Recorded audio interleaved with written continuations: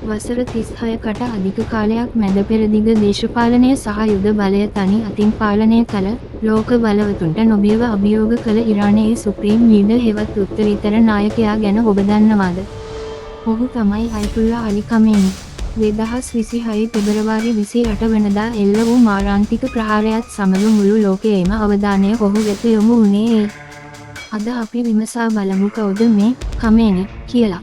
1939 වසරේ ඉරානයේ මෂාද් නුවරදී උපන් අලි ඛමේනි කුඩා කල සිටම දැඩි ආගමික සහ දේශපාලන පසුබිමක හැදී වැඩුණු අයෙක්. 1979 දී ඉරාන ෂා රජුගේ පාලනය පෙරලා දැමූ ඉස්ලාමික් රෙවලූෂන් එකේදී ඔහු ප්‍රධාන භූමිකාවක් ඉටු කළා. විශේෂත්වයක් වන්නේ 1981 දී ඔහුට එරෙහිව එල්ල වූ බෝම්බ ප්‍රහාරයකින් ඔහුගේ දකුණු අත සදහටම අඩපණ වීමයි. නමුත් ඒ කිසිවකට ඔහුගේ දේශපාලන ගමන නතර කිරීමට හැකි වුණේ නැහැ.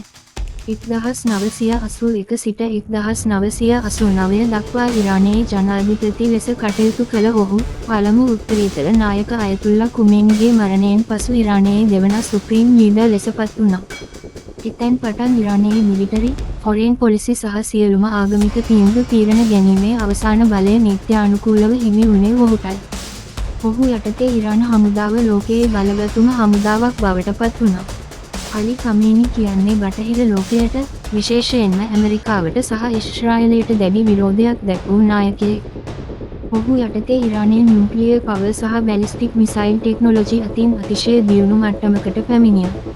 මීට අමතරව හිස්බොලා සහ හවුති වැනි සන්නද්ධ කණ්ඩායම් හරහා මැද පෙරදිග කලාපය තුළ තමන්ගේ ජියෝපොලිටිකල් පවර් එක ව්‍යාප්ත කිරීමට ඔහු සමත් වුණා.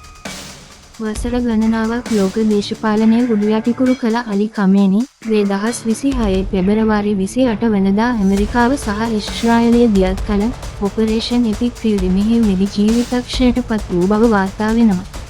ඔහුගේ මරණයත් සමග ඉරානයේ පමණක් නොව මුළු මැද පෙරදිග කලාපයේම ආරක්ෂක සහ දේශපාලන ස්ථාවරත්වයේ දැඩි අර්බුදයකට ලක්ව තිබෙනවා. අලි ඛමේනිගේ පාලනය සහ ඔහුගේ අවසානය ගැන ඔබ මොකද හිතන්නේ? මෙම මරණයත් සමග ලෝක දේශපාලනය තුන්වන ලෝක යුද්ධයක් කරා ගමන් කරයිද? ඔබේ අදහස කමෙන්ට් කරන්න. මේ වගේ සවිස්තරාත්මක යුද සහ තාක්ෂණික තොරතුරු දිගටම දැනගන්න බැක්ටෙක් එකේ සබ්ස්ක්‍රයිබ් කරලා එකතු වෙන්න.